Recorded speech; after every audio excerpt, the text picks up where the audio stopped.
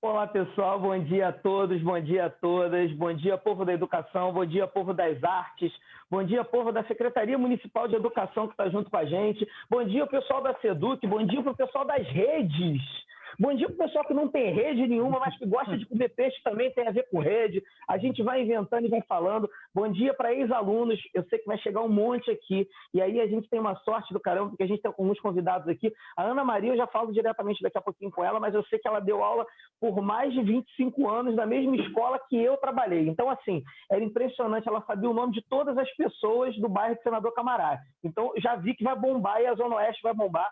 E como o nosso parceiro Vitor Hugo também é da Gardênia, então a gente, na verdade, vai ter um nicho bem de muita gente prestando atenção, assistindo, se divertindo e, principalmente, tendo a possibilidade de conhecer dois trabalhos muito, muito, muito bonitos realizados por esses dois professores e diretores. Um que é P2 e é uma professora de Geografia, e hoje são diretores de duas escolas, uma na Gardênia e a outra na Rocinha. Daqui a pouquinho a gente vai falar um pouco mais. Bárbara, fala tu. Olá, galera, bom dia! Que bom estar com vocês aqui hoje, professores, professoras que estejam aonde estiverem, defendendo a escola pública, a educação, dos meninos e meninas da nossa cidade, do nosso estado, do Brasilzão.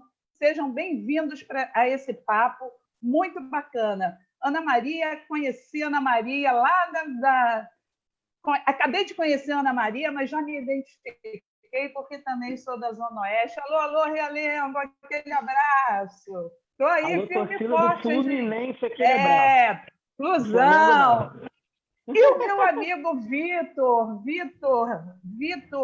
eu conheci numa situação de assim, absoluta entrega, numa daquelas que eu considero uma das maiores experiências da rede pública municipal em outro país. Vitor desafiou o perigo, desafiou as normas, extrapolou, transgrediu com a gente. Alô, Rafael Parente, é gente, hein? Vamos embora para frente. Rocinha, tá ali, fica ligado, olha o Vitor aí. Gardênia, fica ligado. O Vitor está aí e está aprontando coisa muito boa, que eu estou sabendo, fico só no zap com os professores dele, entendendo como é que está essa dinâmica de estar próximo e muito próximo e estar continuando educando os nossos meninos e meninas, mesmo que à distância. Vamos embora, porque escola não é só o prédio escolar, né? Educar é abraçar toda a expectativa de desenvolvimento do ser humano. Vamos embora? Aí, Bárbara, Zé. tu tá falando de gente, né? Tu foi diretor do Gente, né? Pelo amor de Jesus. Sim, eu acho que a gente vai ter... eu não vou conseguir não fazer trocadilho, eu tenho esse problema. Mas vamos lá. Eu acho que a gente vai ter um papo muito legal também, porque eu sou diretor de uma escola olímpica e eu não só defendo a proposição das escolas integrais, como eu acho vital que essas escolas integrais realmente tenham uma outra perspectiva, que essas escolas integrais realmente sejam diferenciadas. E aí, partindo dessa proposta, eu entendo que as escolas precisam ser vocacionadas. Então, a gente vai ter um papo muito legal também sobre isso. E ontem eu fiz uma propaganda e falei da caneca! Sala dos professores aqui, começando, esquentando e bombando. Cadê, Bárbara? Isso aqui já estava o print. Glaucia, manda aquele print bonito assim, ó. Todo mundo fazendo a cara bonita pra gente postar daqui a pouco no Facebook. Valeu. Tamo junto, vamos começar. E aí, pessoal? Quem acompanhou o programa 15 dias atrás já sabe mais ou menos como é que é a dinâmica. A gente vai ter 3 blocos, e nesse primeiro bloco é o bloco que a Ana Maria e o Vitor Hugo contam um pouquinho da experiência deles, e essa é a principal proposição do Sala dos Professores, né? A gente, na verdade, quer visibilizar projetos que a gente sabe que são bons demais, e às vezes as pessoas não conhecem por N motivos, por falta de mídia, enfim. Então a gente está tentando fazer aqui esse processo, esse caminho de visibilizar esses projetos. E aí, the ladies first, primeiras damas, Aninha, minha querida, a Ana Maria, só para poder apresentar aqui, ela é geógrafa, ela é formada pelo IFIX, ela é uma pessoa, né, que eu a conheci, na verdade, há 11 anos atrás.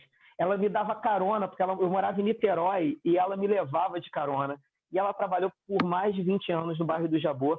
E assim, eu olhava para Ana Maria com uma admiração absurda, porque quando eu entrei no município, de verdade, ela era a minha principal inspiração de como eu queria ser professor.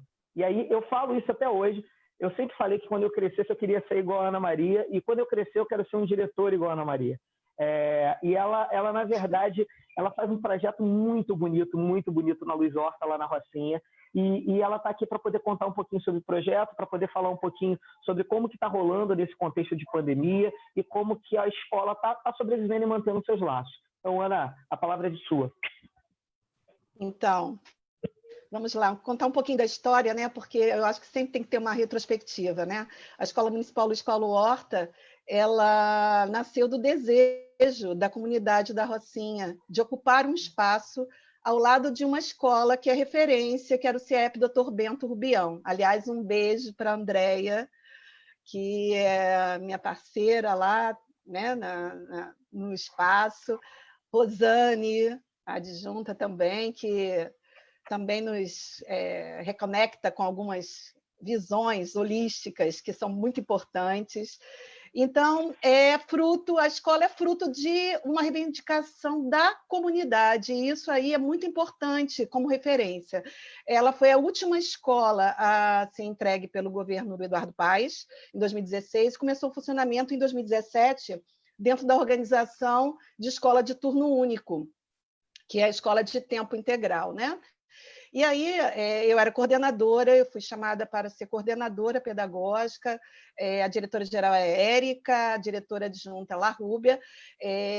Nós nos encontramos na Escola Paulo Freire, ficamos 2 anos juntas trabalhando na Escola Paulo Freire, de um projeto da SME, de acompanhamento de escolas com questões em relação a índice de defasagem, etc., né? Para adequar o fluxo. Enfim, então, quando nós fomos para lá, uma escola novinha, né?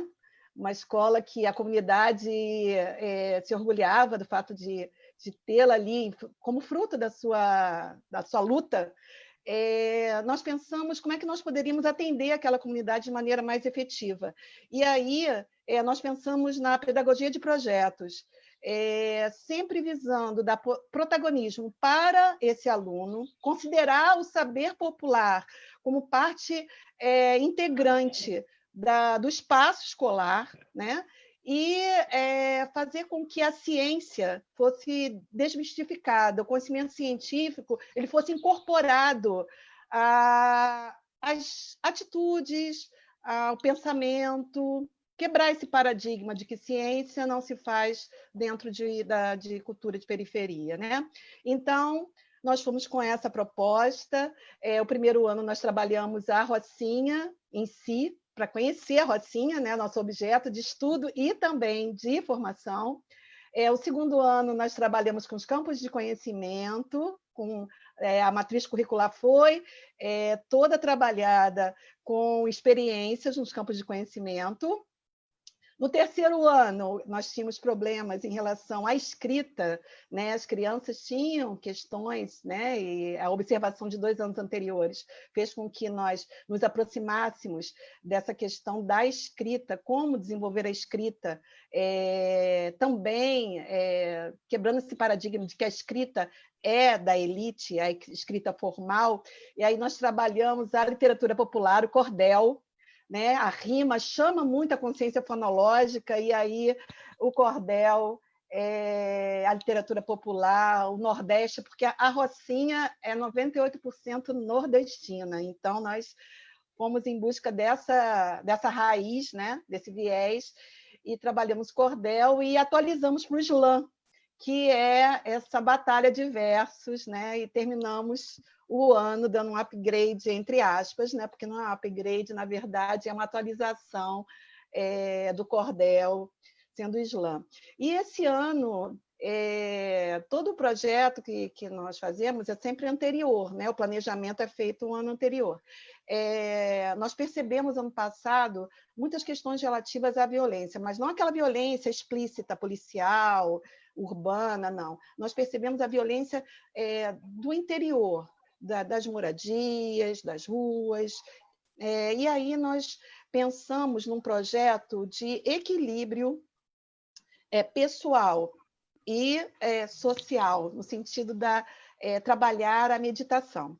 E aí o nome do projeto é Cultura da Paz e Linguagem de Não Violência, trabalhando valores, e nós conseguimos uma parceria maravilhosa com a professora Nígia Vivek, que é aposentada do município de matemática, mas ela trabalha com meditação ativa, e aí nós começamos nosso processo de tentar promover a resiliência num espaço tão conturbado, né? E aí aconteceu o quê? Nós começamos a trabalhar as práticas de meditação dentro das salas de aula, com os professores também, porque os professores estavam sendo formados dentro dessa perspectiva, para eles trabalharem também com os alunos, serem formadores. E aconteceu a pandemia.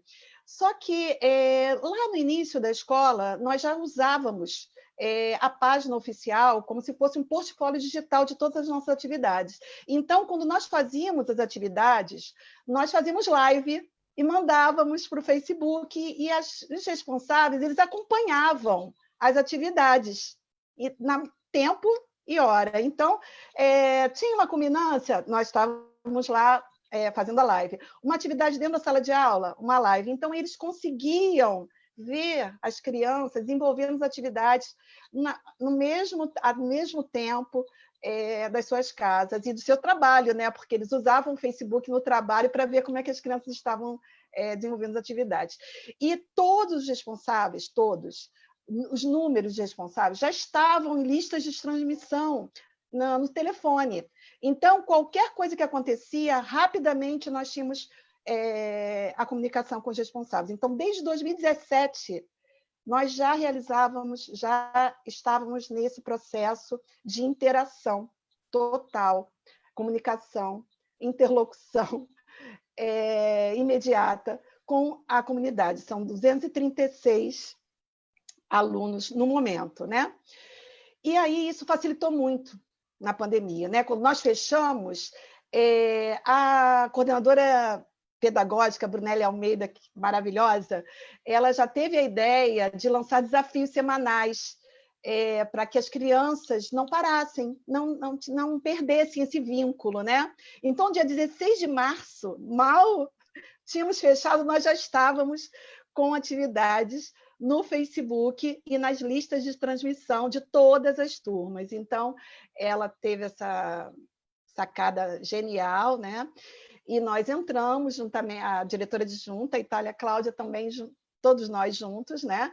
E nas listas de transmissão nós mandávamos as atividades também no Facebook, e eles mandavam as respostas. Só que era um volume de respostas enorme. A gente colocava no Facebook, mas não dava conta. Tinha que ter um feedback para eles também do que eles estavam fazendo, né? Aí nós decidimos, depois de um mês e pouquinho, decidimos dividir e fazer grupos do WhatsApp, né?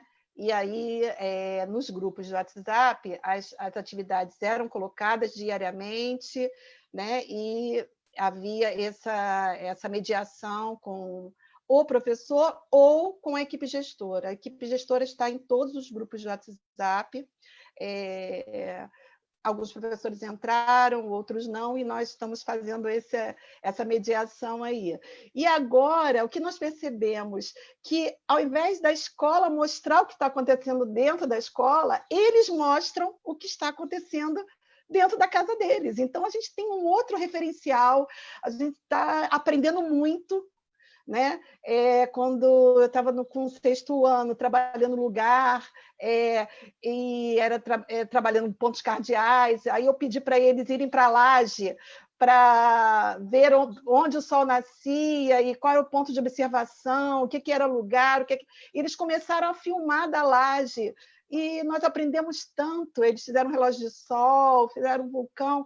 Então, tudo isso foi um aprendizado tão grande para nós, enquanto profissionais da educação, foi muito grande. Então, a pandemia tem esse lado, né, que é horroroso do afastamento, mas, ao mesmo tempo, ele está nos dando umas ideias geniais para quando nós estivermos funcionando plenamente, nós temos ideias boas para outros projetos, porque agora nós entendemos um pouco de como funciona dentro de cada moradia. Isso é muito importante. Não sei se eu passei do tempo. Acho que não, né? Aninha, ótimo, foi bonito. Na verdade, eu acho que é muito legal, porque assim, você acaba apontando mais para o final da sua questão, né, da sua explanação. Primeiro, uma coisa importante, deixa eu voltar.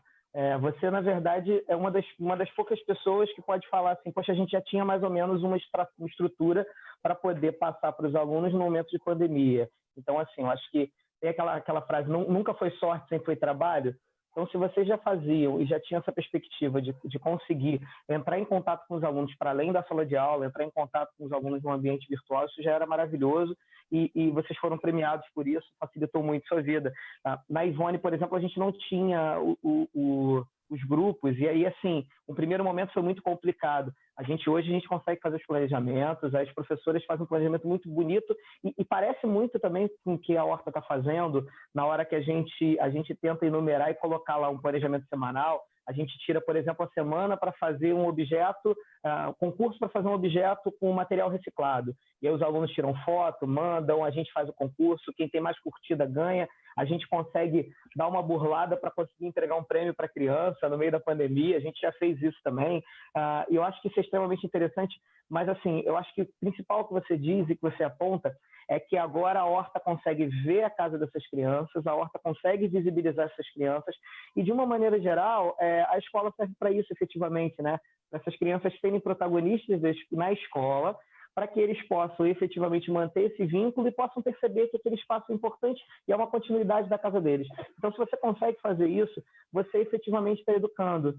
É bonito demais perceber todo esse trajeto, é bonito demais perceber como que se constrói uma escola costurado com a comunidade, com um território escolar, e assim, eu tive também a felicidade de me tornar diretor da Ivone, com a Ivone sendo inaugurada. Então, assim, eu posso contar os primeiros passos, assim como você pôde contar também, primeiro como coordenadora e hoje como diretora. Então, assim, aquele espaço passa a ser efetivamente uma extensão da nossa casa, da nossa vida, e a gente precisa fazer com que o nosso aluno perceba isso também. E eu entendo que no momento da pandemia é isso que a gente tem para tentar costurar, articular e fazer. Bárbara, tem alguma coisa para falar aí? Puxa para o Vitor, porque eu acho que o caminho é esse. Assim, a gente está no caminho muito legal aqui. Eu estou assim, identificando, né, as propostas de trabalho. E aí a minha colaboração é que, na verdade, existe um grande link, porque nós, professores da rede pública, temos, né, e no tempo que precisa ser reconhecido por nós, né? Ela fala desse processo, né? Porque não é trabalho, né? É você desafiar, mas é você desafiar a partir da ciência, né? É poder se renovar. E eu acho isso tão bacana, né? Quando pensei em chamar o Vitor para estar conversando com a gente também, eu tomei conhecimento de um trabalho que ele estava fazendo, né, em razão da pandemia, e esse trabalho ele elegia a relação entre a comunidade e a escola, né? Ou seja, ele trazia para frente desse trabalho a capacidade de dialogar, né, da escola com a comunidade. Eu achei isso bem legal, porque isso precisa ter uma liderança, né? E assim, o diretor está organizando esse passo a passo, né? Não é de qualquer jeito, não é para qualquer lugar, não é com qualquer informação, é sempre privilegiando o conhecimento, né? E assim, um dia eu recebi de uma professora da escola Helena Lopes, né, Vitor? Helena Lopes, um vídeo muito show de bola, que era o menino, o aluno, devolvendo para a professora a atividade que a professora tinha proposto antes. Bingo, conseguiu! Porque o que a gente trabalha o tempo inteiro? Qual é a nossa expectativa? Poder estar percebendo, né, identificando em que momento toda a nossa ação de educação ela se transforma, na verdade, em conhecimento. Né? E eu acho que o conhecimento é isso, é quando o aluno retorna, de alguma forma, aquilo que você propõe. Esse é o movimento da geração, né? A geração que educa as outras gerações. E não dá para fazer de qualquer jeito, a Ana falou, e o Vitor vai contar. Precisa ter assim, uma tecnologia, um entendimento. E como a gente é professor de rede pública, né? A tecnologia para a gente não é uma coisa muito simples.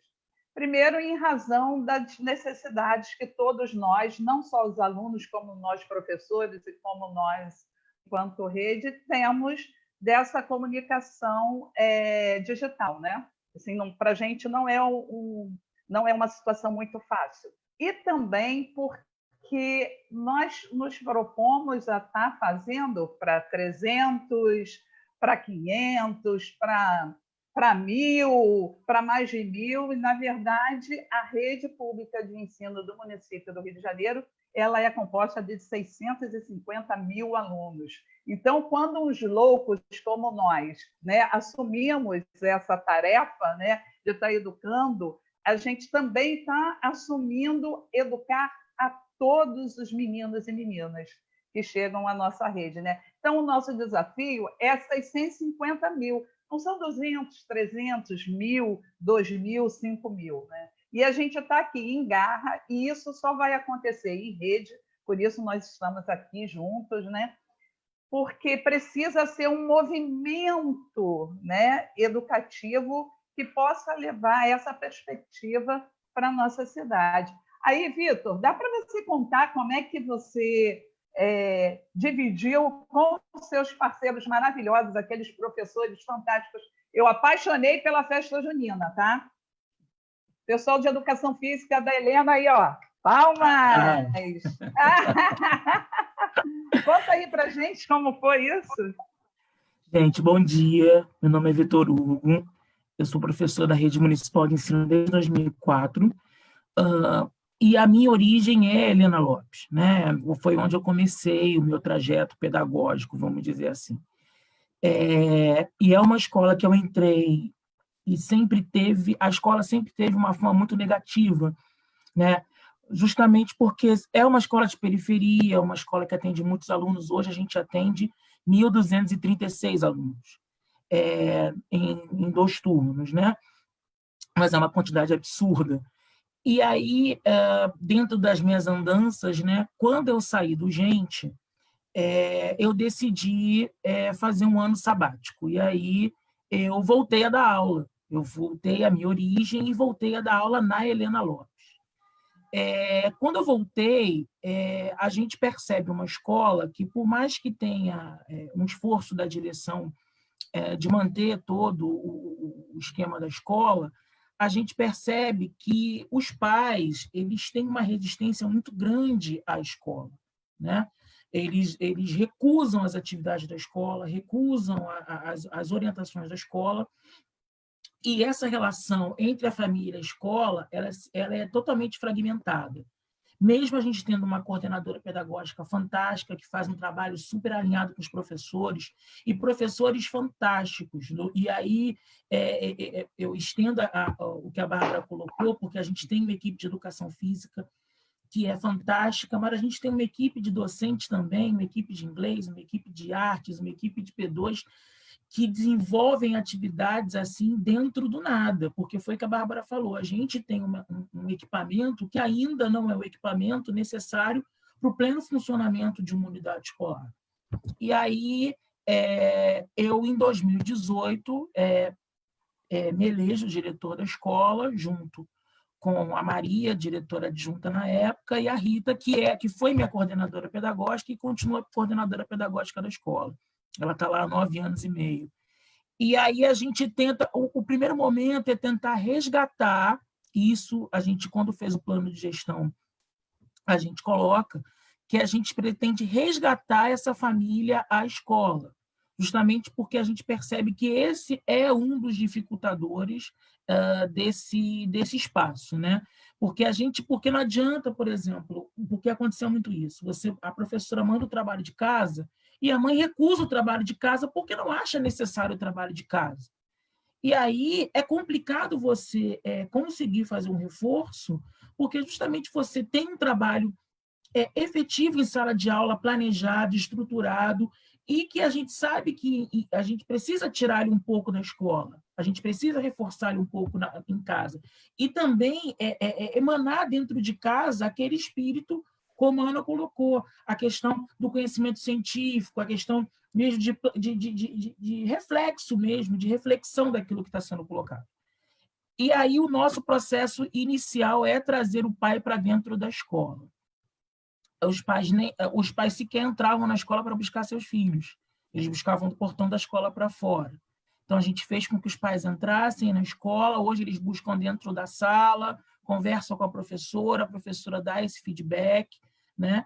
E dentro dessa situação, a gente tem um momento, acho que foi em 2018 também, de autoavaliação da escola. E aí a gente consegue trazer tanto os pais para essa autoavaliação, quanto os alunos e os professores na sua totalidade.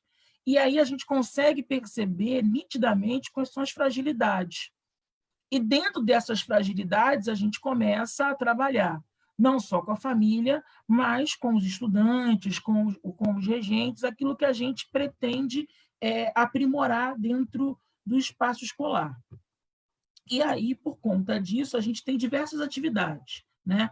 E aí a gente sempre tenta, todo bimestre, trazer uma atividade em que os pais participem efetivamente da culminância, seja na observância, seja na participação mesmo de estar ali com as crianças. Então, a gente teve um momento da família em que os pais, as professoras de educação física, junto com as professoras regentes, propuseram atividades para que os pais tivessem junto com as crianças. Então, eles tinham que ter durante o dia, eles tinham um momento em que professores e alunos e pais executavam uma atividade junto com as crianças. E a gente percebe que dali por diante, os pais... É claro que a gente começa a fazer assim, de pouquinho em pouquinho, mas a gente começa a perceber que o pai já começa a notar um pouco que a escola não é só um espaço que o cara tem que ficar 4 horas e meia para fazer um trabalho e ir para casa ficar ocioso, né? Nisso, a gente, terminando de 2018 e 2019, a gente tem um ano extremamente positivo em relação a isso, e um dos objetivos do plano de gestão foi cumprido, que é realmente essa questão dos pais estarem dentro da escola. E aí, em 2019, a gente tem algumas atividades e a gente já começa a perceber mais nitidamente que esse pai percebe a escola como um ambiente de aprendizagem e que esse ambiente de aprendizagem ele pode ser estendido para a sua casa, né? Quando o pai conversa com o professor e traz e coloca a sua aflição em termos do filho não conseguir executar uma tarefa dentro de casa, esses professores acolhem os pais, então a gente sempre tenta fazer com que o professor, que é a figura principal, faça esse acolhimento aos pais e a gente, enquanto gestão, orienta esses professores e nos momentos específicos a gente vai auxiliando. E aí, por conta desse movimento, hoje que a gente está nesse momento pandêmico, a gente começa a perceber que esses pais começam a devolver, como a Bárbara falou, né? E aí a gente começa a ver que água mole e pedra dura, tanto bate até que fura, né? A gente tem uma equipe fantástica, eu tenho uma adjunta que está sempre comigo, um professor de apoio à direção, eu tenho o Álvaro, a Renata, eu tenho a Rita, que nós somos uma equipe extremamente afinada e a gente se olha. E, assim, uma das particularidades foi que eu fui professor e Rita foi minha coordenadora. Então, a gente, pedagogicamente, a gente se olha muito e a gente se entende um pouco nesse processo. Então, essas situações que foram acontecendo pouco a pouco, hoje fazem com que os pais consigam entender o objetivo da escola, que não é só estar ali para estar sentado e comer merenda e ir embora, né? Mas é para estar ali para aprender e essas aprendizagens serem trabalhadas dentro de casa, serem colocadas dentro de casa. E aí os pais devolvem, e aí os pais têm devolvido todo esse processo.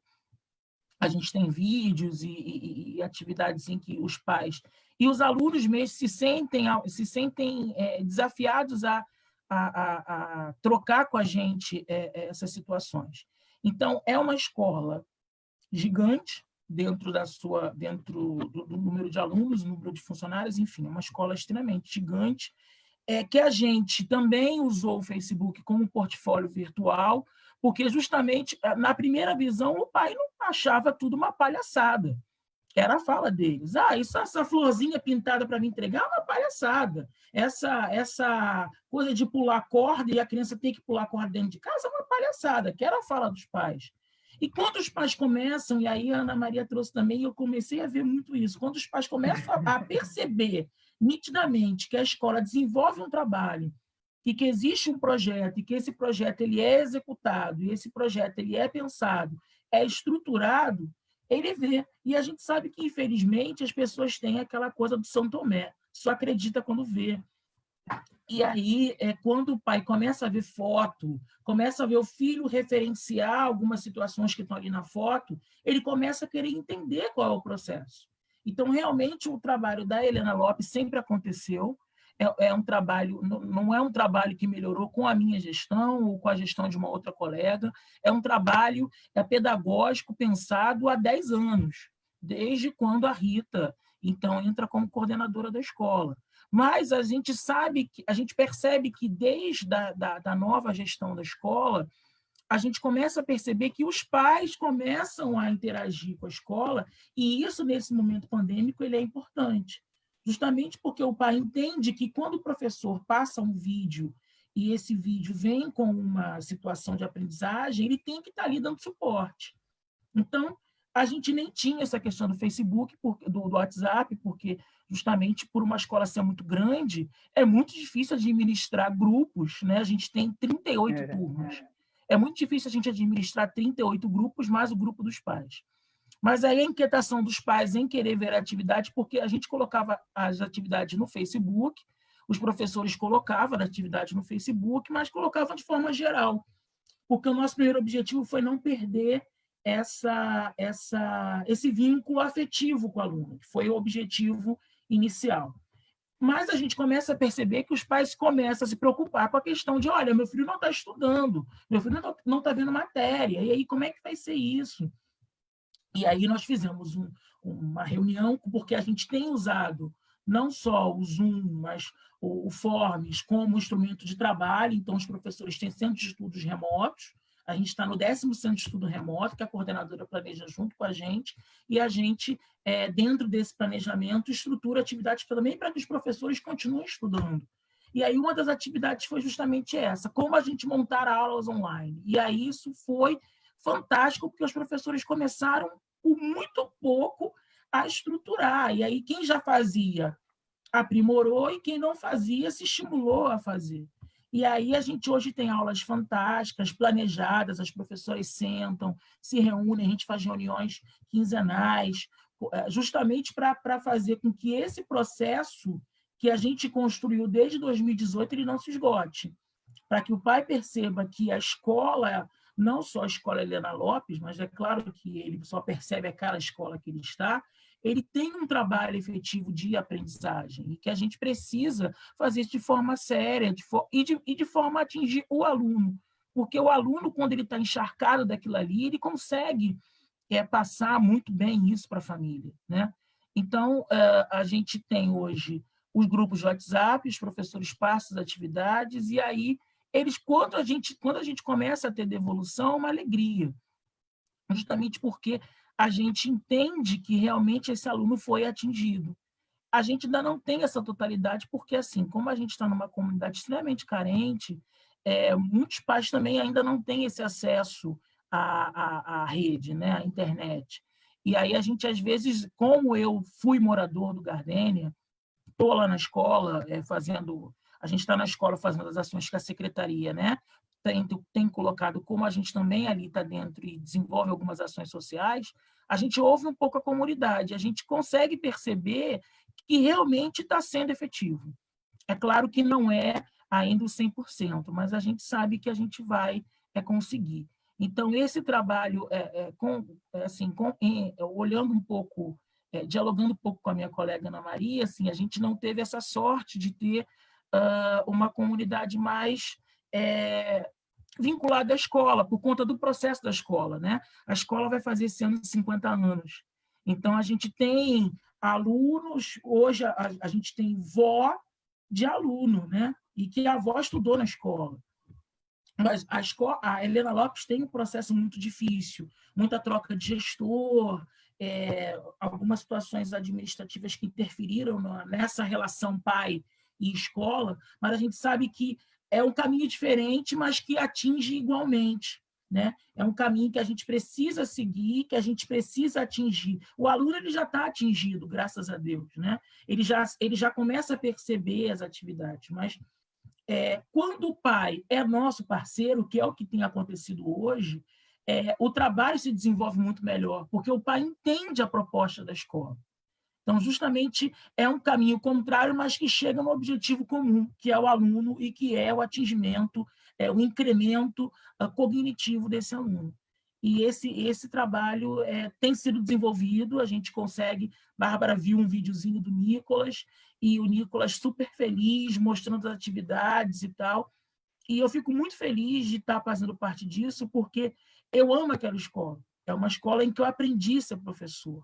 É uma escola em que... Porque justamente eu saí do curso de formação de professores, fiz o concurso, passei, sempre estudei em escola particular, nunca tive contato com a escola pública, fui ter contato com a escola pública, professor. E hoje acredito na escola pública, tanto que meu sobrinho é estudante de uma creche municipal. E a gente quer mantê-lo na escola municipal, porque a gente entende que o trabalho da escola municipal ele é público, ele é maior, justamente por atingir diversos tipos de situação familiar e estrutural. Mas é um trabalho efetivo, é um trabalho digno, é um trabalho planejado, é um trabalho organizado. E a gente tem profissionais na sua totalidade, com certeza, que tem esse olhar. E aí, estendido essa fala, assim, eu agradeço demais a minha equipe de professores, a minha equipe gestora que está junto comigo, porque eu acho que sem eles eu não conseguiria ter esse feedback dos pais e os alunos tão felizes, que é o que eu falo, não interessa se o diretor está ali trabalhando, porque a gente fica sempre no bastidor. Né? O diretor tem que trabalhar, tem que estruturar, tem que estimular a sua equipe, que é o que eu faço. Mas muito melhor do que o diretor estar ali à frente, o aluno ele tem que reconhecer o seu professor como parceiro, como amigo. E é isso que a gente desenvolve na escola. É essa dinâmica que a gente tem na escola. E eu sei que eu tenho grandes amigos que têm me ajudado a chegar a objetivos que nem a gente acreditava chegar em tão pouco tempo. Eu achei o máximo, gente. É fantástico. E eu fiquei pensando assim, Júnior, Vitor e Ana, nós partimos de lugares diferentes, mas ligamos a chave, que é a da participação comunitária. A educação pública, ela precisa representar cada um de nós, né? Cada pessoa que não está na escola, né, no universo da escola fechado, né, naquele pequeno universo, ele precisa reconhecer ali, ele precisa se reconhecer ali. Então, a participação comunitária é fundamental para uma educação pública de qualidade. E vocês trazem isso, né? A Ana traz isso num processo que ela iniciou dessa aula, talvez por ser geógrafa, né, Ana? E viva os geógrafos, meu filho também é um geógrafo. Está esperando o concurso para a Prefeitura do Rio. Né? E aí, trazer inicia essa participação, essa construção desse projeto lá com os alunos, né, se localizando, lugar ou não lugar, como é que ele se via ali. E o Vitor traz a mesma base teórica, né, da construção participativa, quando ele elege, quando ele e seu grupo elegem a relação comunitária como primordial para ligar a chave da mudança para uma escola de qualidade, né? Então, eu acho isso bem bacana, e eu acho que isso traz também uma possibilidade, porque assim, o real existe, a pandemia está ali, né?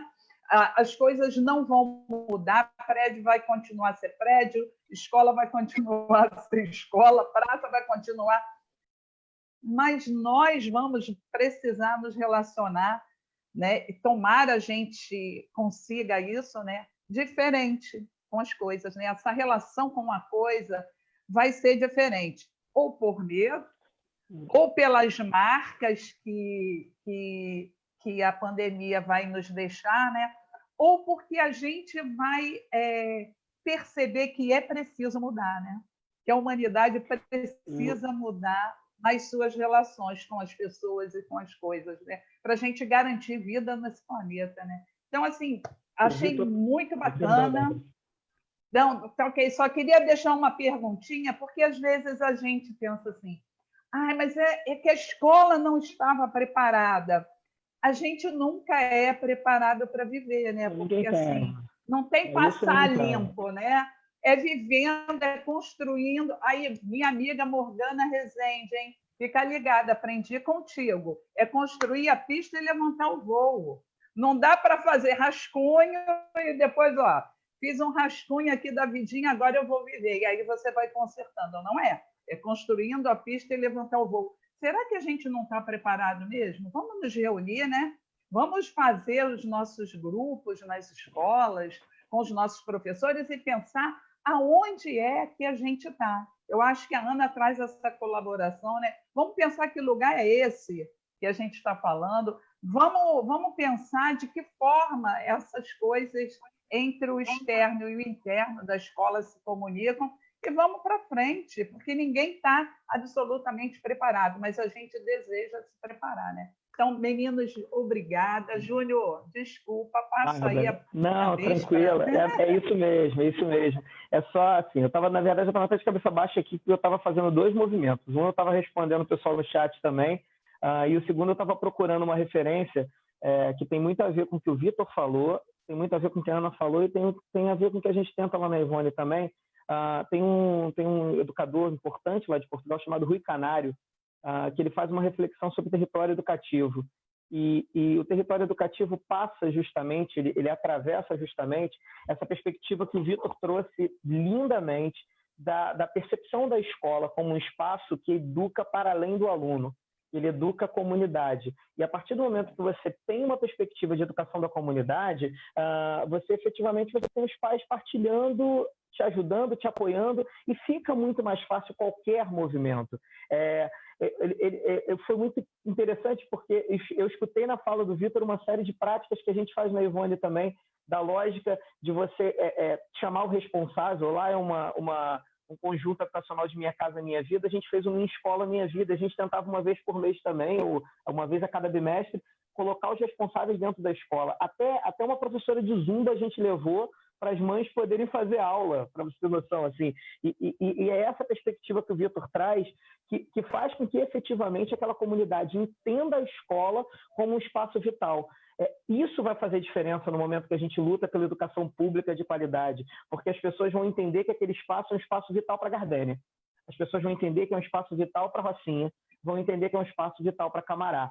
E aí sim a gente vai construir uma educação pública integral, laica, científica, de qualidade. E aí, para a gente só puxar, que a gente vai chamar a vinheta daqui a pouquinho, a gente percebe como que as boas práticas já estão acontecendo, como esse programa é legal por visibilizar essas práticas e como que a gente precisa lutar para tentar transformar essas práticas em política pública. Porque se a gente conseguir transformar essas boas práticas em política pública, efetivamente lutando e tendo participação política, a gente vai ter um vislumbre muito interessante, porque a gente vai conseguir replicar o que a Ana e o que o Vitor faz, e aí, cara, ninguém segura a Escola Pública Municipal do Rio de Janeiro, porque a gente já faz muita coisa boa. Acho que é isso. E aí a gente termina esse primeiro bloco com essa reflexão. Na volta, a gente vai falar um pouquinho sobre curiosidades, causos, coisas engraçadas, coisas que fizeram o Vitor Hugo pular da cadeira e a Ana Maria também. E olha que tem história boa para a gente contar. Então, Glaucia, chama a vinheta bem aí, porque a gente vai começar o bloco 2 daqui a pouquinho. Vamos para a música.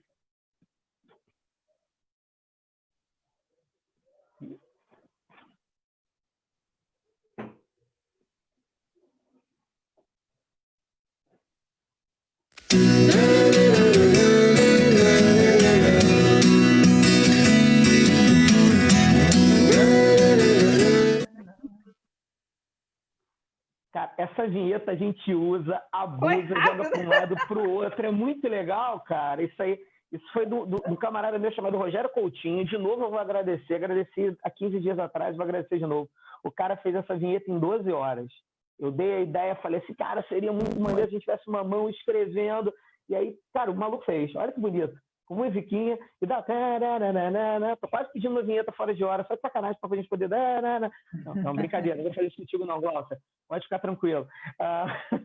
Mas é o seguinte, pessoal, esse ponto 2 agora é uma hora para a gente descontrair. A gente já sabe que o trabalho da Ana Maria e o trabalho do Vitor são trabalhos de referência. A gente já fez a parte da visibilidade e isso é extremamente importante. É o nosso principal foco do programa. Mas a gente, às vezes, esquece dos perrengues, às vezes a gente esquece das histórias engraçadas, às vezes a gente esquece das histórias emocionantes e perde a oportunidade de humanizar esse processo.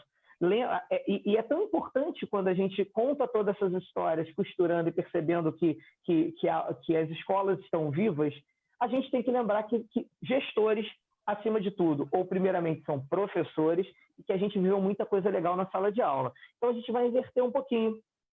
Eu comecei o outro bloco com a Ana, e agora eu vou pedir então para o Vitor contar um caso, uma história, alguma coisa interessante que rolou, e aí não precisa ser só na sua escola na Lagardénia não, cara. Aonde você lembrar um momento interessante, engraçado, divertido da tua vida, conta pra gente bem aí. Eu gosto quando é engraçado, já aviso logo sem querer botar pressão. Não, são tantas histórias que a gente vive, né, que a gente não tem... E como você me pegou de surpresa, então eu não tinha ainda estruturado bem aquilo que eu poderia trazer. Mas tem duas situações que eu gosto de lembrar.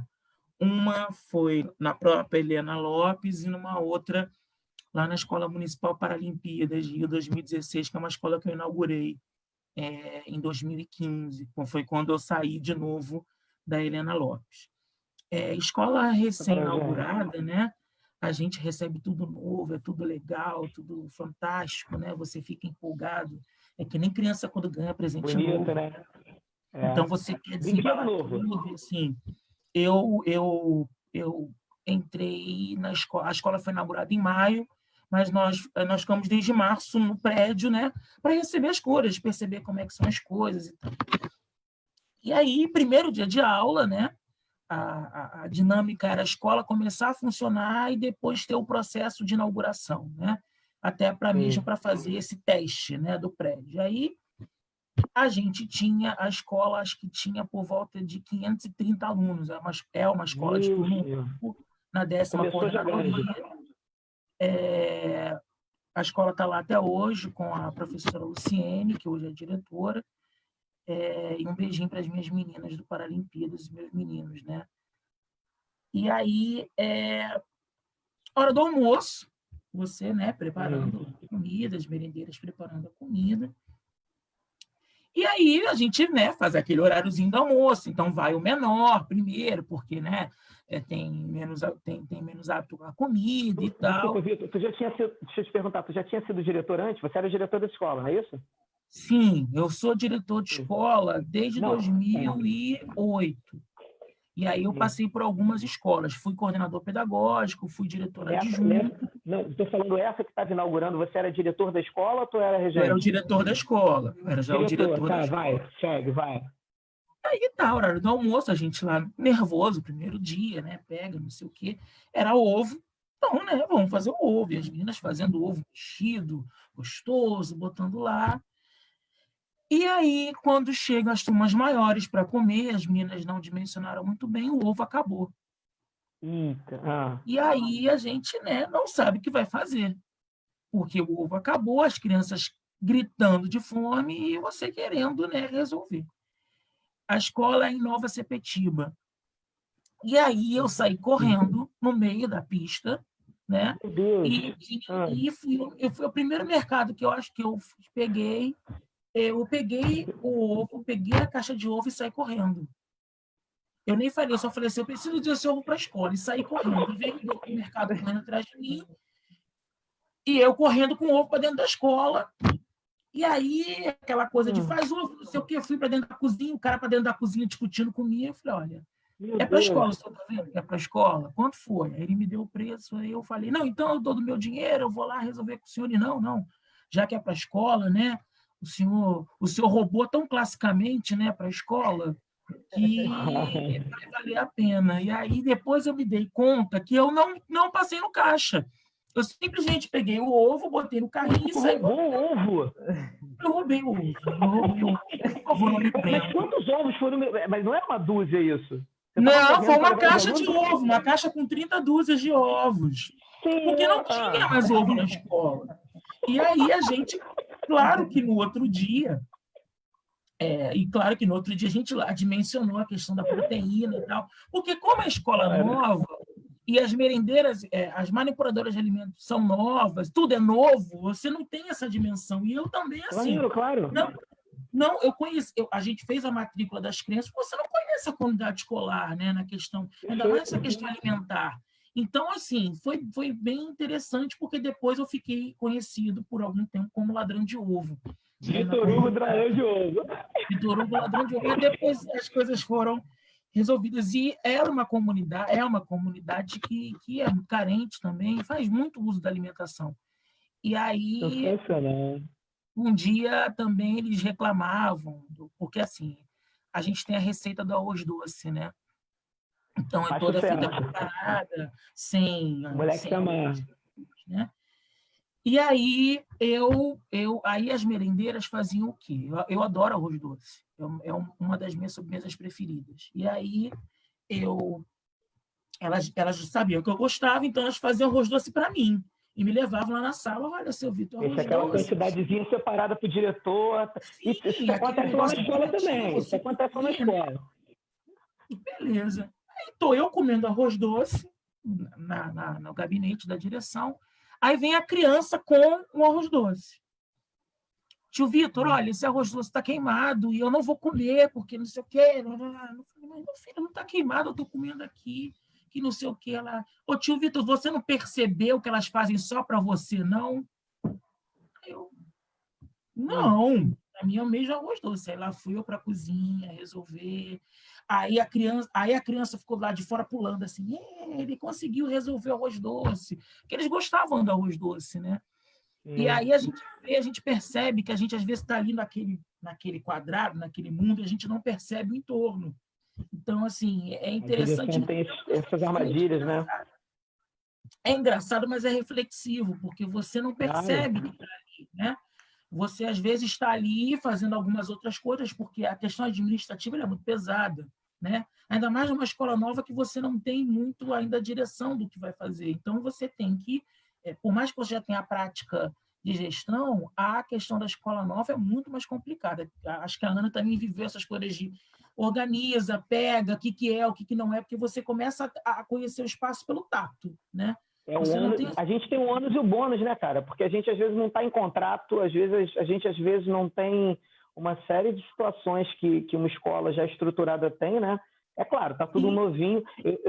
Eu tiro lá pela Ivone também, que a gente fez a inauguração da escola, e assim, qualquer coisa que dá problema, deu problema na porta, eu estou chamando o engenheiro, cara. Eu tenho o telefone do engenheiro para ligar para ele e falar, ó, eles adoram atender a gente, né? Eles me odeiam.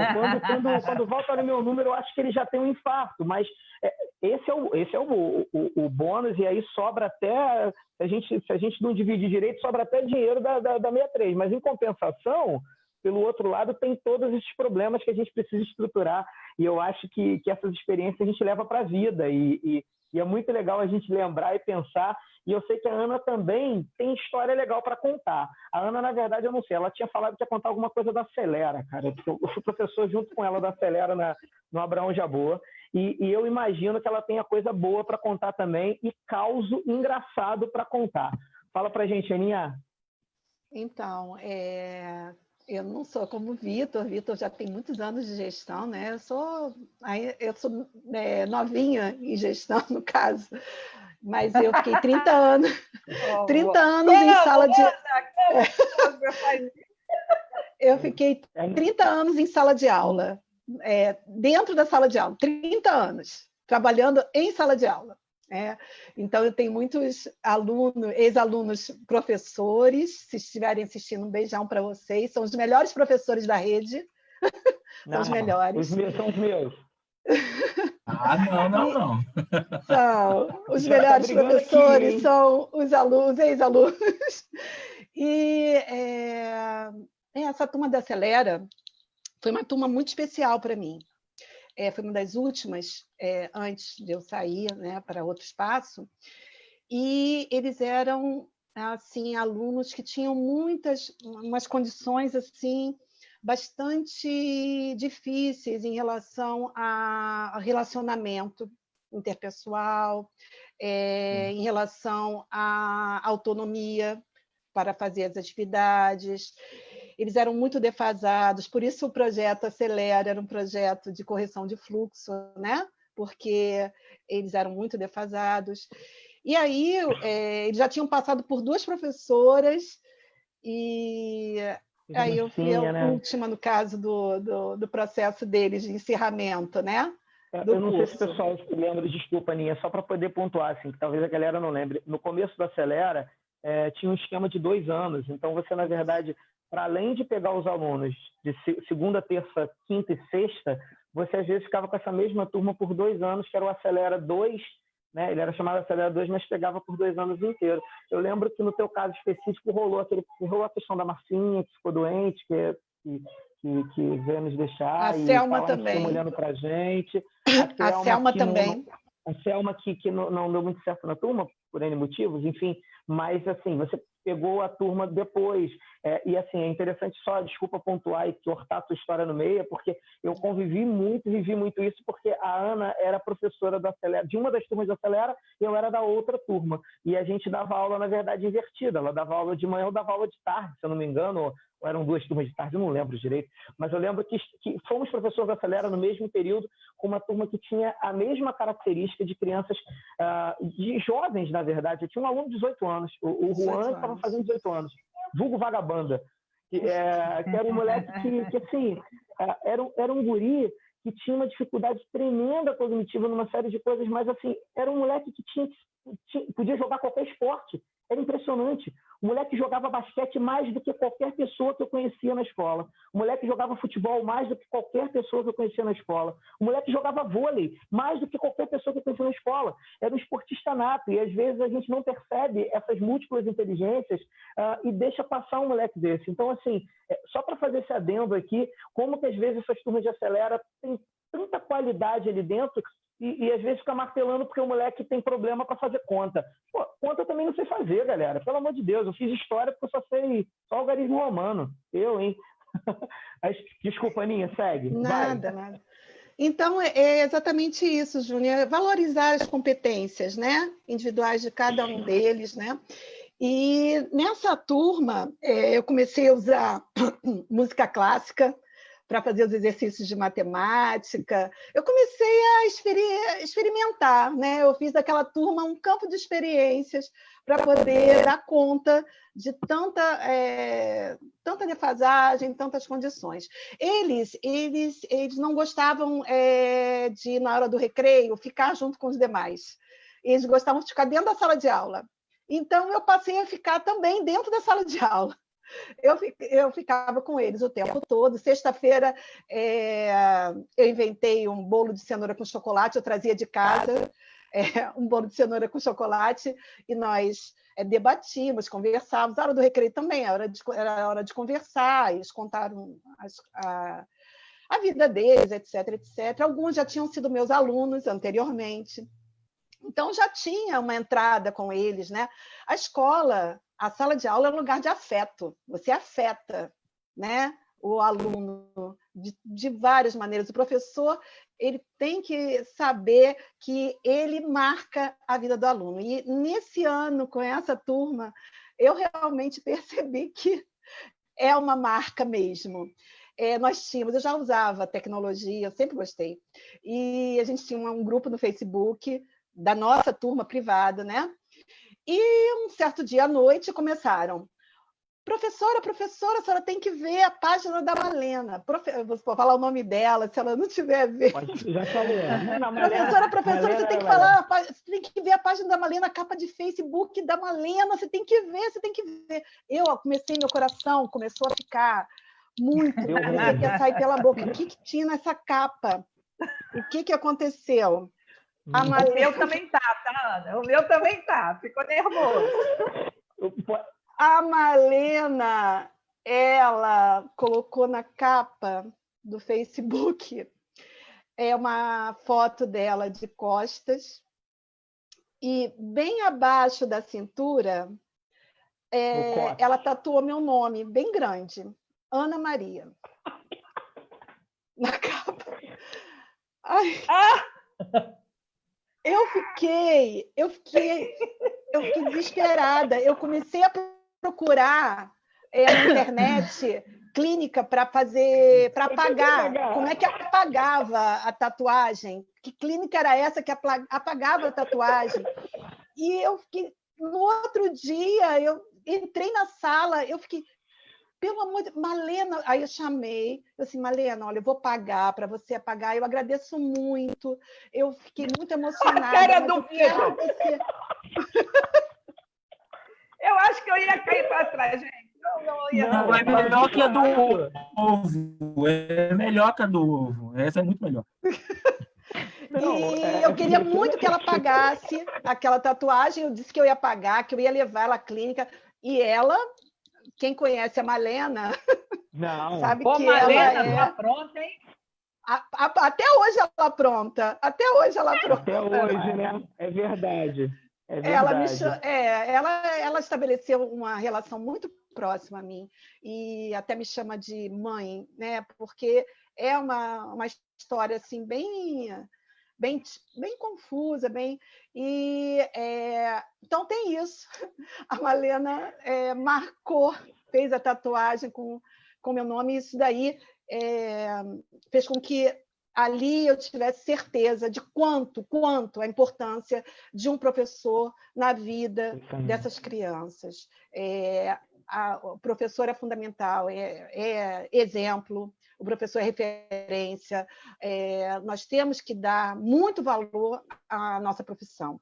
E nós temos também que cada vez mais nos empoderar desse conceito do professor, que é educador, que é articulador, que eu sempre, no caso, estou gestora, mas a sala de aula é onde a gente tem essa condição de realmente é confortável, porque você com o seu aluno, você com a sua turma, você consegue fazer tantas coisas bacanas, e eles têm esse poder de nos afetar também, de nos deixar acariciadas, né?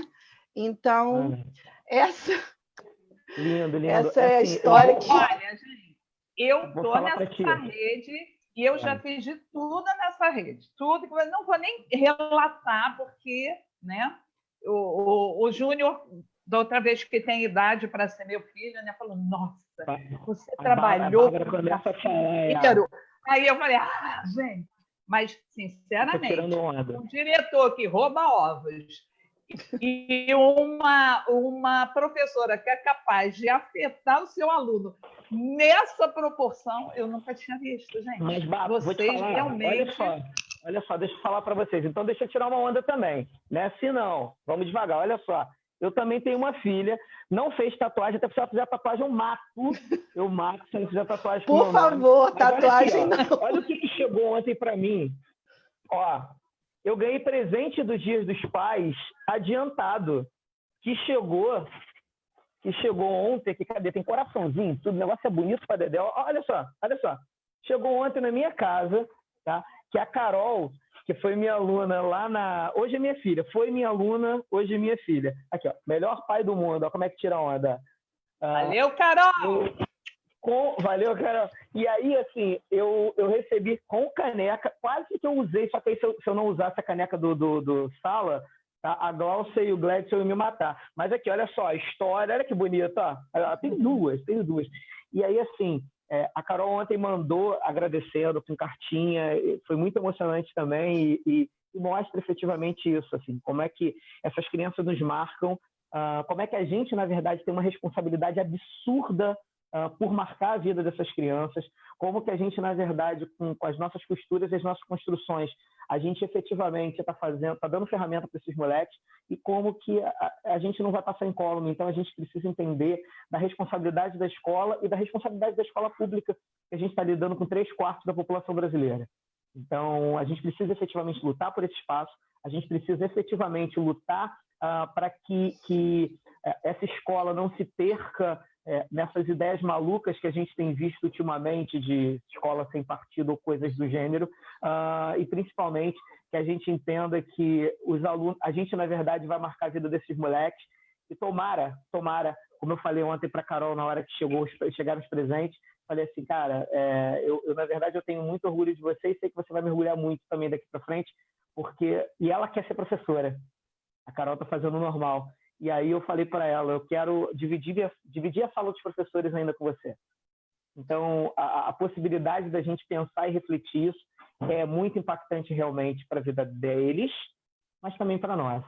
Muda e marca muito, muito, muito, muito. É isso. Pessoal, bloco 2 acabando. E aí, Glaucia, fica ligada para poder puxar a vinheta, porque a gente vai agora para o finalzinho, no terceiro bloco, chega na hora das perguntinhas. A gente vai ter perguntas e respostas, estilo bate-bola, para vocês ficarem bem ligados, porque vem coisa boa por aí. Não percam, tá bombando. A gente já teve hora aqui de ter quase 60 visualizações ao mesmo tempo. Acreditam nisso? Estamos batendo os recordes. Vamos estourar a internet! Vambora, gente! Tem uma história boa para contar, vem para cá. Vem para cá porque a gente vai contar. Pessoal, próximo bloco, daqui a pouquinho a gente está aí. Chama a vinheta. Me adiantei. E fiquei no vácuo. Vou segurar a caneca. Glaucia!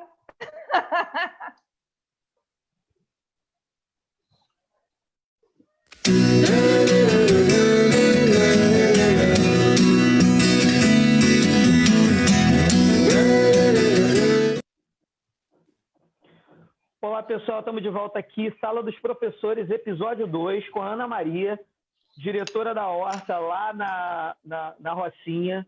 Tá? Minha amiga de muitos, muitos anos, mais de década, amiga de carona, amiga de coração, amiga de que eu quero ser igual a ela. Nosso amigo Vitor Hugo, ladrão de ovo, não, sacanagem. Vitor Hugo, rapaz, novo, cara, transgressor. Desculpa. Tu tem quantos anos, cara? Eu, 39. Sério? Maluco, eu pensei que tu tinha 25, cara. Tu tem cara de coroa, já igual. Não é? Eu tenho 40. Tu é mais velho do que eu, maluco. Eu tenho 36. Eu tô estragado pra caramba. Olha, cara, tá um problema sério aqui, essa cara de sei lá o quê. Essas barbas brancas surgindo bem aqui. E aí, não, assim, mas já tá nascendo cabelo branco, em tudo quanto é lugar. Tá nascendo, né? Tá nascendo. Deixa eu contar. Tem que tirar, porque senão denuncia. Pessoal, a gente está indo para o nosso último bloco. O programa está muito legal, está muito divertido. A gente já descobriu que a Ana Maria, ela inspira tatuagem. A gente já descobriu que o Vitor Hugo rouba ovo nas escolas, ou para as escolas, melhor ainda. E aí, pessoal, a gente vai para o nosso último bloco agora, que é aquele bloco de perguntas e respostas, a história do bate-bola. Então vai ser bem simples assim. A gente vai fazer, são 4 ou 5 perguntinhas. A gente vai ver como é que vai funcionar. A gente já está com 1h02 de programa. A gente vai tem mais uns 10 minutinhos, eu acho que dá para fazer e não fica muito longo, eu acho que vocês vão gostar. Tem uma pergunta, na verdade, que é clássica, eu vou começar por ela. E aí a gente vai brincando aqui, Bárbara. Eu pergunto uma, você pergunta a outra, mas a primeira é a seguinte. E aí, pessoal, não tem ordem não, tá? Caramba, a Ana, o Vitor... Quem quiser responder, responde, tá? Até para não ter briga, porque às vezes vocês pensam na mesma resposta, quem respondeu primeiro, o outro se vira para pensar numa segunda resposta. Não estou nem aí, eu estou aqui para perguntar, não estou aqui para dividir briga de quem vai responder primeiro ou segundo. Então vamos lá. A primeira pergunta é a seguinte, Ana Maria, Vitor Hugo. Se vocês pudessem encontrar, tá andando na rua assim do nada, e porra, para num banco, quando você olha para o lado, você encontra uma pessoa conhecida. Às vezes acontece isso, né? Mas nesse caso, vocês não vão encontrar qualquer pessoa. Vocês podem escolher uma figura, viva ou morta, tá? Ao longo do tempo, da educação ou da literatura para trocar um papo e bater um papo durante o dia. Você vai ficar sentado trocando ideia com essa pessoa. Quem vocês escolheriam e por quê? Começar, Ana? Posso? Eu escolheria um que não está mais presente. Ariano Suassuna. Eu gosto gosto muito do jeito dele eu falo no presente, tá? Gosto muito do jeito dele de ser ranzinza, defendendo os interesses nacionais, defendendo a nossa língua e contando os causos. Eu sou apaixonada pelo Ariano Suassuna, sou apaixonada. Então, eu gostaria muito de encontrá-lo um dia. Eu lembro do Onça Compadecida, eu vi no dos Trapalhões, a versão dos Trapalhões pequeno, eu já achava aquilo genial e depois eu comecei a entender, vendo outras coisas, lendo a Pedra, enfim, tendo contato com outras obras do Ariano. Eu achava muito legal a questão da literatura, mas no momento que eu comecei a ver vídeos antigos, ver o que o cara defendia, comecei a entender, entrando na área de educação, genial, sensacional. Fala tu, Vitor, olha a responsabilidade, ela jogou Ariano Suassuna. E aí, camarada? Olha, cada vez que a Ana entra no ar, o Vitor fica louco. A Ana é um problema sério. A Ana joga o sarrafo lá em cima. Ela joga... Ela faz isso. Não, a gente tenta. A gente vai... primeiro. Não, mas eu gosto, mas assim, eu comecei a dar aula para formação de professores também, e aí a gente estuda muito, tem que ler muito, né? Uma pessoa que eu gostaria muito de encontrar, que eu defendo, que é o cara que está do meu lado sempre, é o Vygotsky. Não, assim, essa questão da aproximação, do contato, do você estabelecer uma área de desenvolvimento, de aproximação, de proximidade com o outro, me encanta. Eu gosto muito. Quando eu sou regente, eu tento me aproximar muito dos meus alunos. Então, assim, eu estou na Helena Lopes desde 2004, né? Entre idas e vindas. E eu tenho alunos que ainda lembram de mim, que lembram da aula, que lembram da música, que lembram da situação, e aí eu consigo perceber na prática que aquele texto que o cara fala, que a gente tem que se aproximar, que a gente tem que estabelecer uma zona de desenvolvimento proximal com o aluno, ela é real, ela é efetiva. Então, eu queria me encharcar mais disso e tentar fazer melhor. Porque hoje a gente na gestão, a gente não consegue se aproximar tanto do aluno, né? Geralmente a gente se aproxima do aluno que é mais problema ou daquele aluno que vai com a sua cara mesmo você sendo diretor, né? Porque o diretor sempre é aquela pessoa mais temida, ainda mais eu tenho um osso largo, que sou grandinho, então fica mais... às vezes não só o cargo, mas a posição e o jeito pode assustar, né? Eu costumo dizer lá na escola que a gente tem que ter o policial bom e o policial ruim, justamente por entender que esse cara precisa se expor para o outro e a gente precisa afetá-lo de uma maneira afetuosa, mas você tem que ter aquele que gerencia e que organiza. Mas essa questão da aproximação me encanta muito. Então, eu queria bater um papinho com ele. Assim, só um cafezinho, um bolo, só para entender melhor. Saquei. Pô, muito legal, muito legal. Eu lembro da faculdade, cara, lendo de CDP, entendendo o que que era. E é louco, né? Porque a gente, quando fala de empatia e a gente, na verdade, gosta dos nossos alunos, a gente acaba fazendo muito naturalmente, né? Acho que a gente consegue, quando a gente consegue costurar teoria com prática, às vezes sem perceber, e quando isso acontece, quando é de uma maneira mais natural, eu acho que a tendência dá muito certo. Fala tu, Bárbara, pergunta 2. Vamos embora, a 2. Está no combinadinho, hein, gente? E se vocês pegassem hoje um jornal, vamos falar do jornal de papel, né? Vamos falar naquela coisa maravilhosa. Adorava tomar café da manhã e abrir o jornal. Meu pai fazia isso, né? E ninguém ficava muito preocupado se era muito limpinho ou se não era muito limpinho naquela época, né? Hoje não vai rolar. Não tinha Mas coronga, assim, a gente sentava à mesa, cafezinho na mesa e pá, abriu o jornal, né? 5 pessoas, cada um com um pedaço do jornal, meu pai doido. Que manchete vocês gostariam de ver estampada no jornal de hoje relativas à educação? O que da educação vocês gostariam de ver estampadas como manchete no jornal hoje? Sendo verdade, sem ser fake news.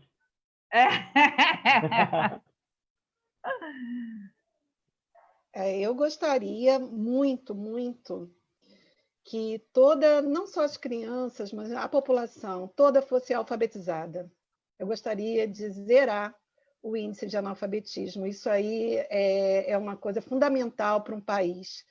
Ter escritores, leitores, para que possam ter uma análise crítica de toda a situação. Nós só vamos ter uma sociedade realmente democrática quando todos forem capazes de estar presentes no processo de escrita e leitura. Então, eu gostaria muito, muito, muito disso. Fala a manchete literal, como é que ficaria, Aninha? Como é que ficaria a estampa? Deu positivo para a alfabetização. Linda manchete, linda manchete. Adorei então, também. Fala tu, qual seria a sua manchete?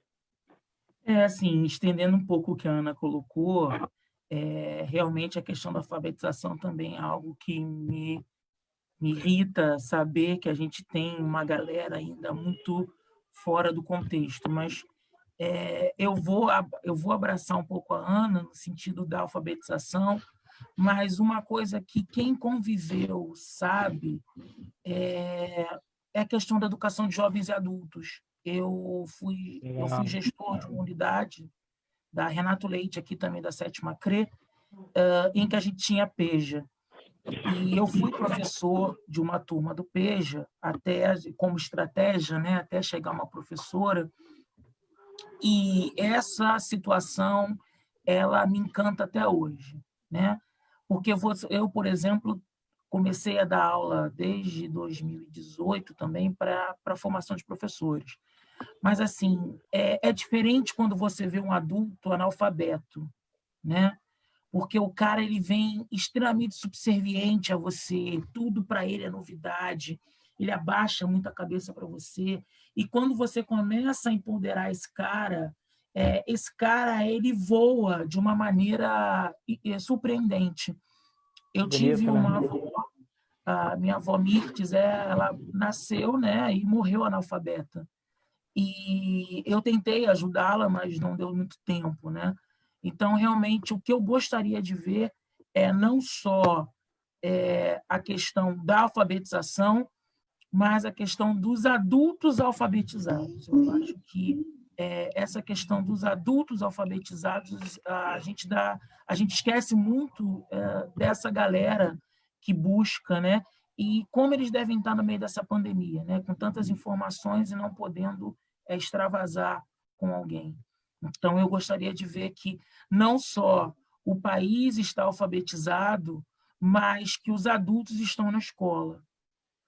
E que eles, e aí estendendo um pouco a notícia da Ana, realmente 100% de alfabetização. Eu acho que a gente precisa disso para o país mesmo.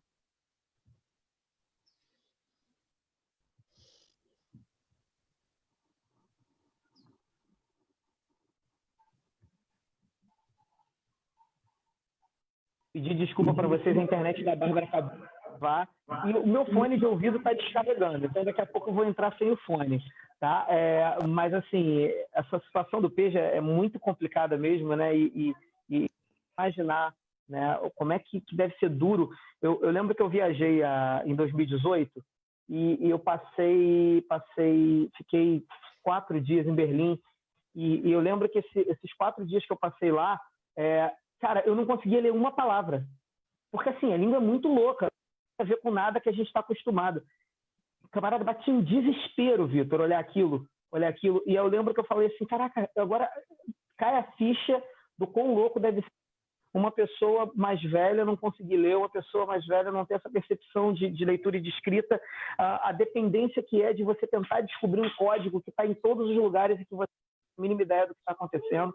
Então, assim, a alfabetização na fase adulta é extremamente importante e a gente precisa lutar muito por ela, efetivamente, Vitor. Eu acho que a manchete seria a manchete, só a manchete mesmo, literal, já que eu pedi para a Ana.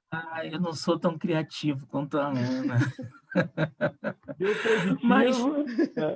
Mas eu acho que eu colocaria também alguma coisa de vencer, o adulto venceu, né?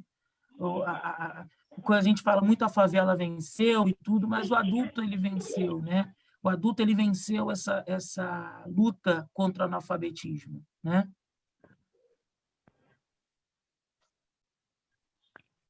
Gente, eu tive um problema de internet. Que o fone do Zé deu ruim lá. Parou, né? Aí, Zé. Descarregou. Eu tive um problema de internet, mas vamos lá, né? É ao vivo e a gente não pode parar. Olha, eu acho que na mesma manchete, né? São 2 aspectos de uma mesma manchete, né? Vencemos e alfabetizamos. Hein, Júnior? Não é, menino? Vocês estão me vendo? Apagou tudo aqui para mim, eu estou vendo tudo preto. Meu telefone deu ruim. A gente está te vendo. Então tá ótimo. Eu vou continuar. Eu dei uma virada.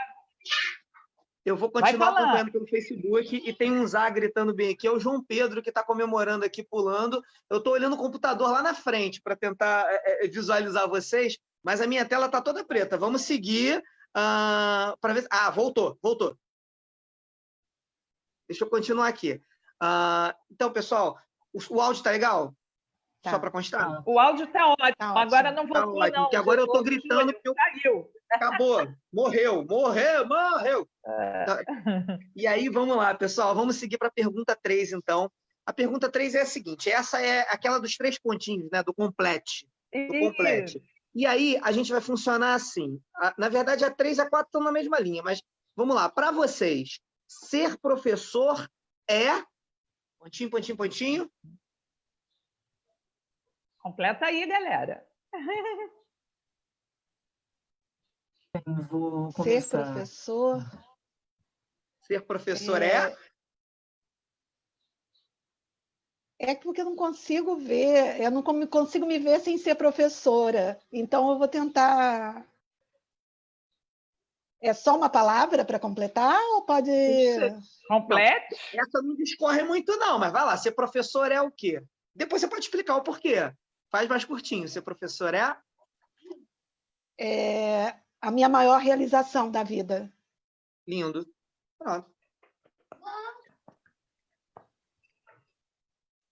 Tu, Vitor, ser professor é tão difícil você conseguir reduzir, né, o tudo que é ser professor em palavras, né? Mas eu lutei muito para ser professor, até porque é muito difícil você ser professor de crianças sendo do sexo masculino. Então, assim, para mim, ser professor é resistência, porque eu tive que resistir dentro da minha casa, né? Meu pai nunca tinha aceitado essa minha opção de profissão. Quer dizer, ele morreu aceitando, mas me dizendo só que eu era funcionário público. Então, acho que ser professor é resistência, justamente porque você tem que ser muito resiliente, né? você tem, às vezes, políticas educacionais que não te atingem, você tem a comunidade escolar que, às vezes, não está com você tem aquele aluno que resiste às suas intervenções. Então, eu acho que ser professor é ser resistente, ser resiliente, e ser dedicado. Eu acho que se você não se dedica ao outro, não dá para você ser professor. Você pode dar aula, mas você não consegue ser professor no sentido da palavra, né? Professar, ajudar, construir. Então, acho que a primeira palavra que eu penso é a questão da resistência. Eu acho que você tem que resistir a muitos estímulos negativos que você tem, tanto a questão do salário, quanto a questão das dificuldades. Então, acho que a questão da resistência é a palavra que vem na minha cabeça. Queria aproveitar para deixar um recadinho, Júnior. Atenção, meninos. Vocês podem ser professores da educação básica, tá? Claro, é uma luta importantíssima, Vitor. Isso aí dá um programa inteiro a gente debatendo isso e a gente trazendo isso à baila, porque assim, existem profissionais maravilhosos. Assim, eu conheço dois, um não pessoalmente, mas vejo o trabalho dele, que é o do Luan, e tem um cara que trabalhou também durante um tempo na educação infantil, que é o Mário Mangabeira, que o profissional absurdo de bom.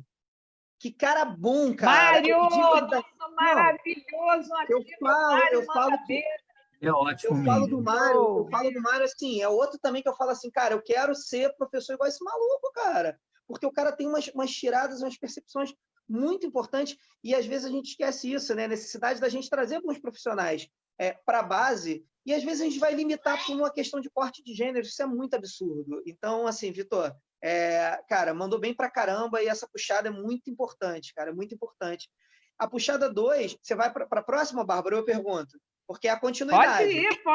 Pode ir, meu amigo. A continuidade é o seguinte, vocês já falaram ser professor?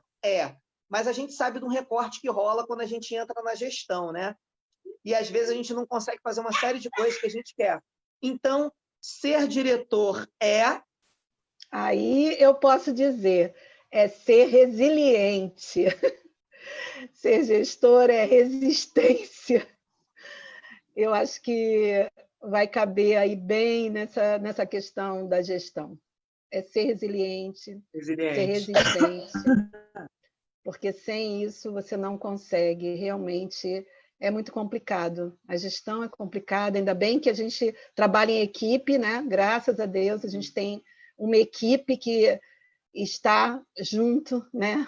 Ao mesmo tempo trabalhando, com os mesmos objetivos, e são tantos desafios, né? A questão do professor, da sala de aula, vamos dizer, é mais confortável. O gestor, ele se coloca à prova o tempo todo, né? Então, ser resiliente, ser resistente. Eu vou colar do Vitor, e vou completar dessa forma. Cara, e é curioso, porque tem muita gente que acha que... Eu lembro de uma passagem, uma vez escrevendo para a Nova Escola, eu lembrei de uma passagem de uma diretora que não vem ao caso o nome, enfim. É bom porque eu trabalhei em muita escola, então eu posso contar os causos complicados, é só não citar o nome. Que estava rolando uma discussão grande pra caramba sobre a questão do Conselho Escola-Comunidade, do SEC, como que ia funcionar. E aí alguém chegou e falou assim, poxa, mas a gente precisa levar isso para o SEC, porque é uma situação muito importante para a gente chegar e meter a cara e simplesmente falar. A gente não pode falar com uma escola sem consultar a comunidade. E a gente falou assim, tem que falar com o SEC. E aí a diretora olhou para a nossa cara e falou assim, que falar com o SEC? O SEC sou eu. Ela mandou esta frase. E aí eu lembro que eu estava próximo de professores de história e a gente lembrou da frase clássica do Luís XIV, né? Que tem o l'état c'est moi, e aí virou piada interna, le sec c'est moi. Né? A gente começou a utilizar isso. Mas é curioso, porque a Ana está falando dessa possibilidade da gente ter uma gestão democrática, como que isso, no final das contas, ajuda muito. Ajuda muito, porque quando a gente fala de gestão, se a gente conseguir dividir com nossos parceiros, a gente dividir com a nossa equipe, fica tudo muito mais fácil. Dividir com a comunidade, fica tudo muito mais fácil. E aí eu vou perguntar para o cara que tem mais experiência do que todo mundo aqui, porque eu já vi que o cara é diretor desde 1923, porque ele já falou de umas 15 escolas que ele foi diretor. Então, vamos lá. Vitor Hugo, ser diretor é... Ser diretor é ser empático. Eu acho que tem uma figura no Facebook que as pessoas usam para outras coisas, que é um soldado com os braços abertos e uma criança deitada, né? E aí a gente recebe ataque, e não, a palavra ataque não é só na questão negativa, vamos dizer assim, mas a gente recebe bomba de tudo quanto é lado, né? E o diretor, ele tem que ser o filtro para o professor, não adianta. A gente sabe que a gente é tão profissional quanto professor, a gente é tão regente quanto professor, mas quando você assume a posição da direção, você tem que entender que o diretor, que o professor, ele tem que ser o menos afetado, né? Eu procuro, não sou a pessoa mais carinhosa do mundo, não sou a pessoa mais, até porque nós temos os nossos dias, né? Eu não tenho menstruação, mas tenho minhas TPMs, e aí mas eu sempre procuro não dizer não para o cara que me pede alguma coisa. É claro que isso é muito ruim, muitas das vezes, porque às vezes você ser muito positivo, quando você tem que dizer um não, a pessoa às vezes não compreende o teu lado, né? Sim. Mas eu acho que se você procura ser empático com as pessoas, quando você tem que dar uma negativa, essa pessoa ela entende. Então, eu consigo, com uma equipe muito grande, com uma equipe muito múltipla, uma equipe de eu tenho profissionais que têm 2, 3 anos de município, como eu tenho profissionais na minha equipe que têm 35 anos de escola, só de escola. E a gente consegue, a Helena Lopes consegue fazer um trabalho efetivo justamente primeiro porque eu já dei aula naquela escola e sei as dificuldades de cada um ali, né? Segundo, porque eu já morei na comunidade, então também sei a dificuldade de cada um ali. Mas a gente não pode sentar na cadeira e achar que a gente é magnânimo, né? Até porque a gente está ali por algum tempo. A gente precisa entender que o outro é tão par quanto a gente. Então, acho que a palavra empatia, para mim, é o que mais me rege na questão da gestão. Saquei, Vitão.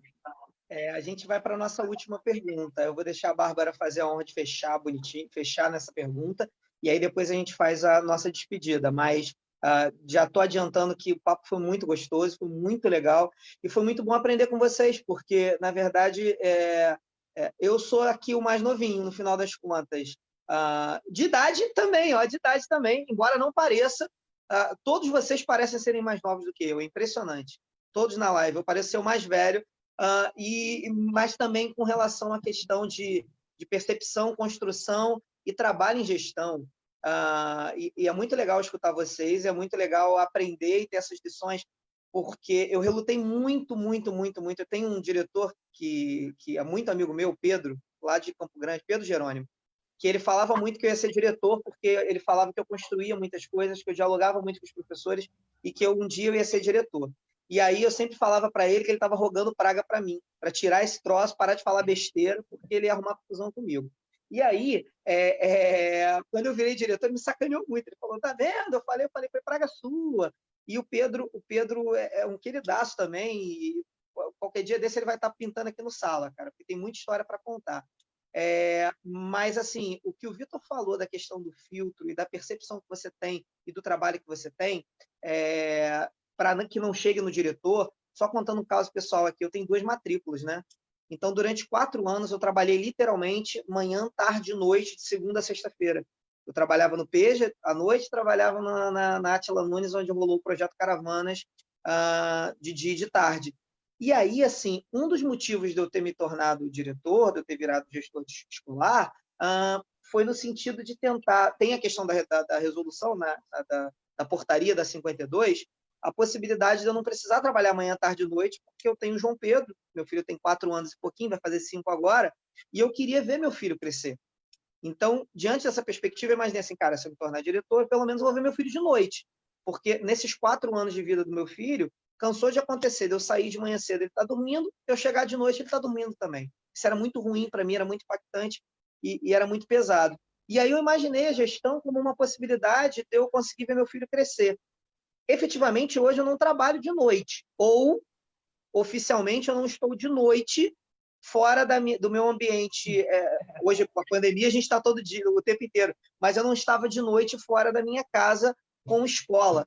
Mas, camarada, eu trabalho e me estafo e me estresso 30 vezes mais do que quando eu estava em sala de aula de manhã, de tarde, de noite, com 66 tempos. É muita loucura, é um monte de e-mail, e é gerência cobrando, e é gente pedindo, e é coisa para costurar, e é vendo demanda de escola, vendo demanda de professor, vendo demanda de responsável da comunidade como um todo, enfim. Realmente é um cargo que precisa ser valorizado.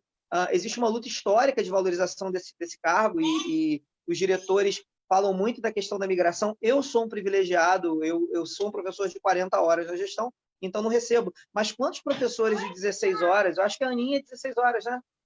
Quantos professores de 16 horas não recebem como 40? E aí, assim, trabalha como 40, não recebe como 40, recebe uma série de rebordosas em cima da cabeça para poder trabalhar, e às vezes a gente está numa luta de valorização desses profissionais. Então, assim, é uma luta histórica e a gente espera que seja corrigido o mais brevemente possível, porque tem muito gestor que trabalha muito mais do que 40 horas, recebendo como 16, recebendo como 22,5. Isso precisa ser corrigido. Então, é importante a gente frisar isso também e tomara que isso seja resolvido o mais rapidamente possível. Bárbara, faz a última pergunta aí para a gente. Queridos, então, primeiro eu queria deixar também as minhas percepções, né? Então, ser professor, para mim, é aquele desejo, é a pessoa que mantém como missão o desejo de transformar o mundo, porque eu acho que transforma mesmo. Segundo, eu queria mandar um abraço do tamanho do mundo para a escola em que eu passei mais tempo na direção, que foi a Escola Rivadavia Correia, no centro do Rio. Passei lá 10 anos da minha vida trabalhando com a comunidade da Providência, e então, assim, ali eu tive grandes realizações, né, para guardar para a vida inteira. E educação pública é paixão, por conta da minha visão de transformação, né? E eu queria saber de vocês, educação pública, o que é educação pública para vocês? Educação pública, eu já falei sobre isso, né? Para mim, a educação pública é fundamental para a democracia de um território. É fundamental. Educação pública que funcione, que com qualidade, com recursos, é fundamental. Sem educação pública, você não tem um país democrático. Então, a priori, para você ter um sistema democrático, político, você tem que ter uma educação pública que funcione. Para mim é isso. Educação pública, acesso e qualidade, né? Precisa estar bem. Educação pública. E aí, Vitor? Como eu falei com vocês, eu não vivi a escola pública como estudante. Então, e antigamente, os nossos pais utilizavam como castigo, né? Olha, se você reprovar, você vai estudar na escola pública. É verdade. E, assim, quando eu entrei na escola pública, depois de ter passado muitos anos na escola particular, claro que eu me assustei, até porque você é acostumado com dinâmica, né? Você fica impactado. Mas hoje eu tenho um sobrinho lindo, Vicente, ele é aluno da creche municipal Roberto Ribeiro, e quanto o Vicente cresceu nessa creche, quanto o Vicente desenvolveu nessa creche. Eu tenho alunos que hoje são advogados, que hoje são policiais, que são empregadas domésticas, e que são cuidadores de carro. E eu acho que a escola pública ela é luta, né? Eu hoje vejo o quanto eu tive que lutar para entender. E hoje eu luto para sobreviver e fazer com que a minha escola e que a rede pública de ensino da cidade do Rio de Janeiro sobreviva. Independente de qualquer dinâmica, eu acho que escola pública é vida e é luta. E eu agradeço muito a escola pública, porque se hoje eu sou um homem, é graças à escola pública.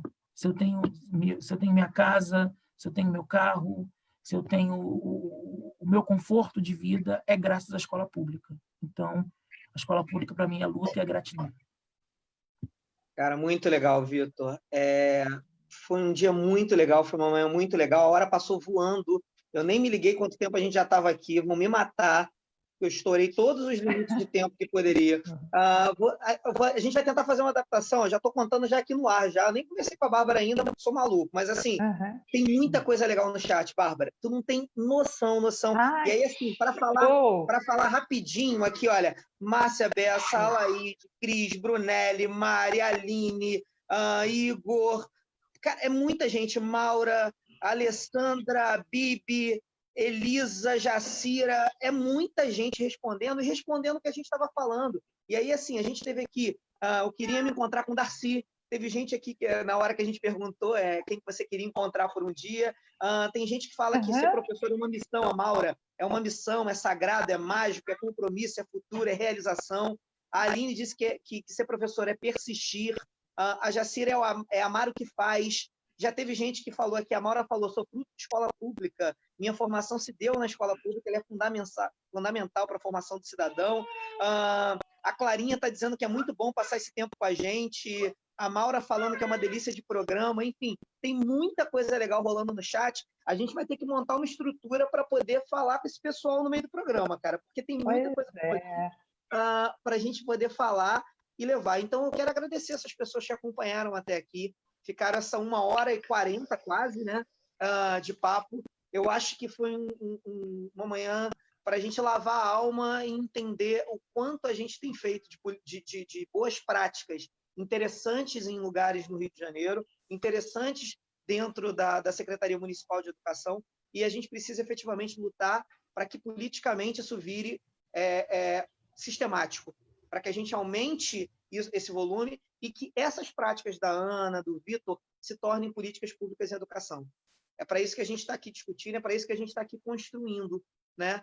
E aí, assim, eu queria agradecer também ao pessoal da bancada do livro pelo espaço cedido, pela possibilidade da gente poder conversar, o Igor pela ideia, né, que chamou a mim e a Bárbara para a gente poder fazer esse movimento, e agradecer a todos que usaram um pouquinho o Igor do tempo da manhã, acompanhando a gente, tentando refletir um pouquinho e entender a importância desse espaço, a importância da gestão e a importância de ter profissionais dedicados, profissionais que são capazes de afetar o aluno a ponto dele fazer uma tatuagem, profissionais a ponto de se desesperar e roubar ovo no supermercado, se for necessário, porque os moleques precisam comer naquele momento. Se deu errado, vamos resolver. Não tem meio termo, a gente vai resolver e vai buscar uma solução. Então, acho que é isso, pessoal. 2 grandes gestores, 2 grandes professores, uma que eu já levo para a vida e outra que eu quero levar, Vitor. Espero que a gente não perca contato, que a gente continue trocando muita ideia. Quero aprender muito contigo. Pessoal, essa foi a sala dos professores. Quer falar, Bárbara? Posso fechar? Ih, Bárbara travou. Posso falar? Travou, vou fechar. Pessoal, não, pode fechar, meu amigo. Eu estou ligado. Esse foi a Sala dos Professores 2. Daqui a 15 dias a gente tem mais, sempre na página do Facebook da Bancada do Livro. Espero vocês por aqui para a gente falar de educação, para a gente falar sobre visibilidade, para a gente falar sobre a possibilidade que a gente tem das boas práticas e para que essas boas práticas virem política pública um dia. Sala dos Professores de 15 dias, comigo e com a Bárbara. Espero vocês. A caneca! Vem vinheta, vem vinheta! Tcharararana.